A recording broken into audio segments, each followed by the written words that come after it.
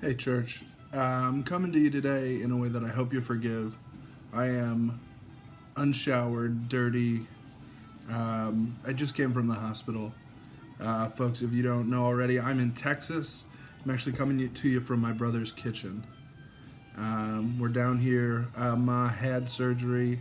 They have another surgery planned for her. So, of course, Nick and I flew down uh, Friday morning, and we've been down here since then. Um, I left the hospital tonight, and I came back to Tom's house, and the plan was to get showered, get dressed, look good, but it kind of defeats the purpose of the sermon that I'm going to give today. So I want to try to keep that in mind and don't bother with like the greasy hair as much as you can. I'm going to start off. I'm going to read a couple of the scriptures that I pulled the major points from because I want to be able to relate back to them. The first one comes from 1 Samuel. It's chapter 15:34 all the way through 16:13. It's just a little bit on the end of 15. It says, Then Samuel went up to Ramah, and Saul went out to his house in Gibeah of Saul. And Samuel did not see Saul again until the day of his death. But Samuel grieved over Saul, and the Lord regretted that he had made Saul king over Israel. And the Lord said to Samuel, How long will you grieve over Saul, since I have rejected him from being king over Israel? Fill your horn with oil, and go. I will send you Jesse the Bethlehemite, for I have provided myself a king amongst his sons. And Samuel said, How will I go? If Saul hears it, he will kill me. And the Lord said, Take a heifer with you, and say that I have come to sacrifice to the Lord. And he invited Jesse to the sacrifice, and I will show you what you will do. And you will anoint for me him whom I declare to you. Now Samuel did what the Lord commanded, and came to Bethlehem. The elders of the city came to meet him trembling, and said, Do you come peaceably? And he said, Peaceably. I have come to sacrifice to the Lord. Consecrate yourselves and come with me to the sacrifice. And he consecrated Jesse and his sons and invited them to the sacrifice. And when they came, he looked on Eliab and thought, Surely the Lord's anointed is before him. But the Lord said to Samuel, Do not look on his appearance or on the height of his stature, because I have rejected him. For the Lord sees not as man sees. Man looks on the outward appearance, but the Lord looks at the heart.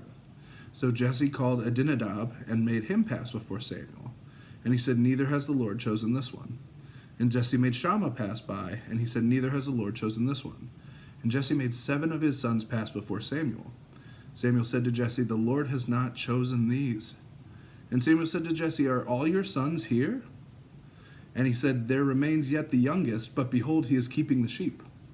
And Samuel said to Jesse, Send and get him, for we will not sit down until he comes here. And he sent and brought him in. Now he was ruddy, and had beautiful eyes, and was handsome. And the Lord said, Arise, anoint him, for this is he. So Samuel took the horn of oil, and anointed him in the midst of his brothers. And the Spirit of the Lord rushed upon David from that day forward. And Samuel rose up and went to Ramah. It's the end of that story. There's several key points that I want to note. Arguably, the key point that I made earlier is the Lord doesn't look at the appearance of man. The Lord doesn't look at what you look like. The Lord is focused on the heart.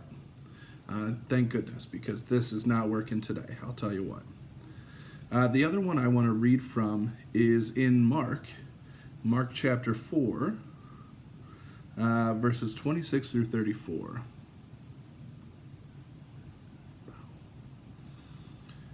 This is Jesus speaking, and it's the parable of the seed growing and the parable of the mustard seed. And he said, The kingdom of God is as if a man should scatter seed on the ground. He sleeps and rises night and day, and the seed sprouts and grows, and he knows not how. The earth produces by itself first the blade, then the ear, then the full grain in the ear. But when the grain is ripe, at once he puts in the sickle, because the harvest is come. And he said, With what can we compare the kingdom of God, or what parable shall we use for it? It is like a grain of mustard seed, which, when sown on the ground, is yet the smallest of all seeds on the earth. But when it is sown, it grows up and becomes larger than all of the garden plants, and puts out large branches so that all of the birds of the air can make nests in its shade. With many such parables he spoke the word to them, and they were able to hear it. He did not speak to them without a parable, but privately to his own disciples he explained everything. Again, it's important that we take note of what Jesus is talking about and what he's saying, and I'm going to go into it in the sermon, but you should note the inclusive language that he uses.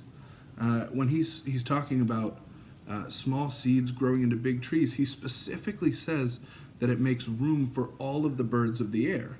The Israelites, the people who were there, would have been thinking, oh, he's talking about just the 12 tribes of Israel. But we know from Jesus' further lessons, and even lessons that he taught before this, that he's talking about all the people of the earth. So I'm going to get into this, and I want to start off by saying that I don't hate old stuff. I believe that old music, old hymns can be incredible. There are powerful church traditions that I cherish, and I even like some older people. Some. But there are things, and there are times to let things pass. You see, Saul was Israel's first king. He was anointed by God, and he was also a terrible man and a bad king. There are so many examples of Saul getting direct word from God through Samuel or through visions of his own or for the Lord speaking directly to him. And Saul just decides not to do that. He says, I know better.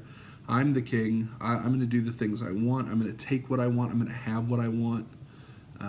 And through so many of these things, God overall decides to reject Saul. He has anointed him. He has chosen him to be the king. And yet, because of Saul's continued choices against God and against what God said was good and right, God rejects him, kicks him out of kingship, which we see doesn't happen right away. Even though God has made that decision, the people still choose Saul. The people still run back to Saul because, Saul was, in their eyes, a good king. He was strong and he was handsome and he was a powerful war leader.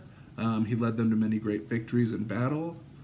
He did a lot of good things. He made a big show of being devoted to God. He made a big show of preaching his holiness and his divinity of being chosen by God and how he would pay lip service back to the Almighty. And it was all a show because, actions speak louder than words. We know that. There are many leaders like this today. There have been many leaders like this in our history. But this is specifically about Saul.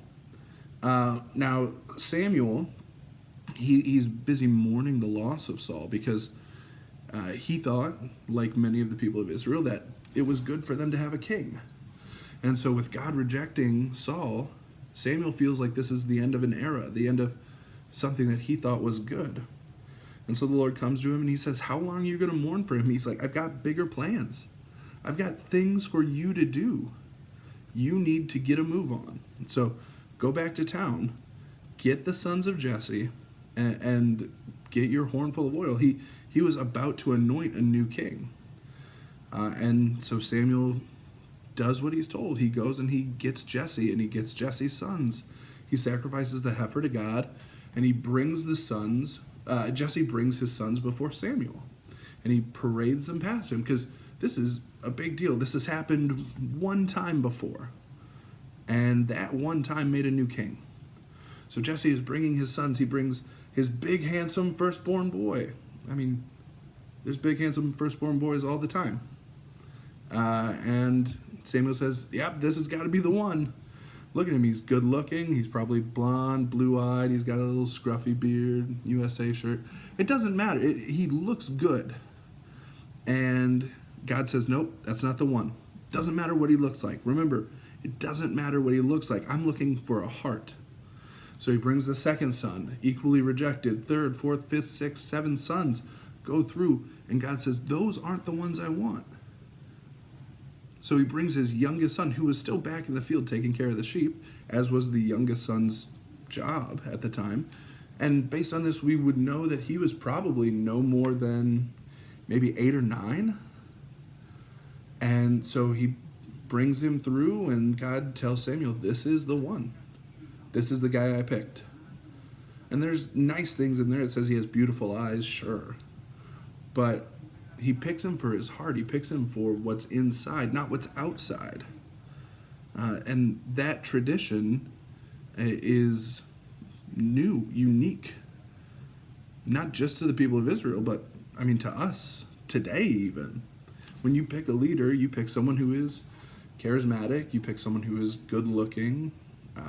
They have to meet the checklist.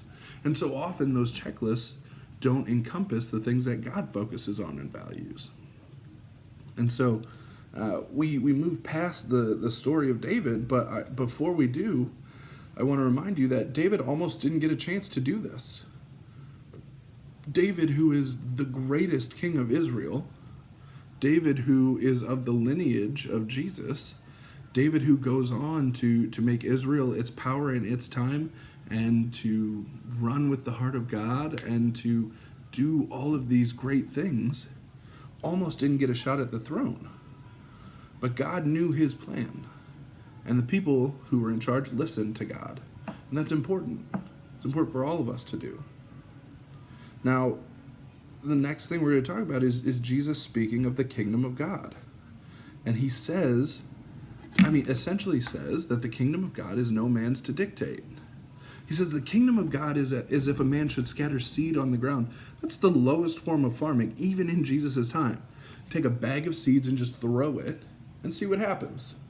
Man's not really a farmer, he's a sower. There's a reason why it's the parable of the sower, the parable of the dude with the sack, really. And Jesus calling that out, he's saying that no one is able to dictate the kingdom of God because no one understands the kingdom of God.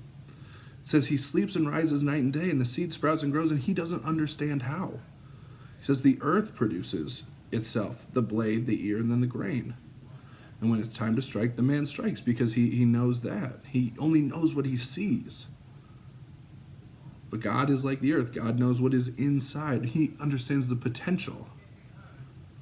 And then Jesus goes on and he's talking again about something that you can't see at the beginning. He's talking about the mustard seed, the tiny mustard seed. He says that a mustard seed is the smallest seed, and yet when it grows bigger than all garden plants, and it becomes big enough for all of the birds of the air to put its nests in. He's saying, first off, you can't understand the kingdom of God. It's too big for you to understand. It is like you are trying to understand a mustard seed when God is looking at this giant tree. You don't know how the tree grows. You only understand that it does. How then can you dictate to the Almighty what goes in it? The people of Israel were very firm, as we've talked before, about who is getting into heaven. Who is going to be considered righteous? Who is going to make the cut, make the mark? And they were very content with the idea that it was just the kingdom of Israel, just the teeny tiny seed, just the Jewish population. Remember, I've told you before that they thought there were two camps of people. There were the Jews and there were the Gentiles. And the way you became a Gentile is by being not Jewish. So everyone else in the world. There were the Jews, so like 0.2% of the population at the time, and then the world was Gentile. And Jesus is saying that's not the case. You know, the theme of today is that appearance means nothing. Again, thank goodness. The theme of today is that you have to look inward on people. Look at their hearts, because that is what the Lord looks at. Character, morals, these are things that we ought to value. You see, it's not about what someone looks like. It's not about the patches that they have on their coat. It's not about whether their coat is fancy or their car looks good or they have a big house. It doesn't matter what they wear on Sunday. The only thing that matters to God is that relationship with Him. Where is your heart?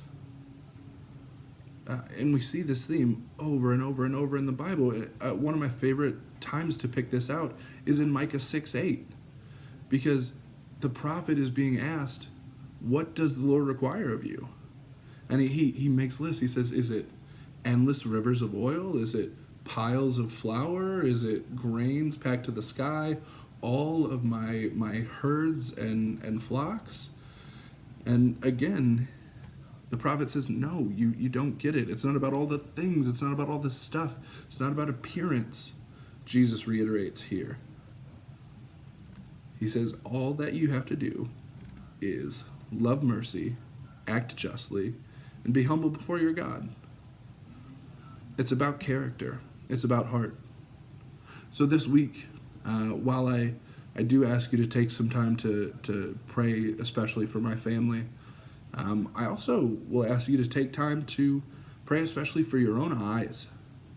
I'm wearing my glasses today, but I want you to pray for your eyes, not that they can see well, but that they can see better. It's important that we start to look deeper at people, to look more into their hearts, to look more into their character, as opposed to looking at a person. So, thank you. Thank you for forgiveness of my appearance. Thank you for forgiveness of my absence. I pray that everyone is doing well. I ought to be back next week, but I hopefully will see you all very soon. Have a good week.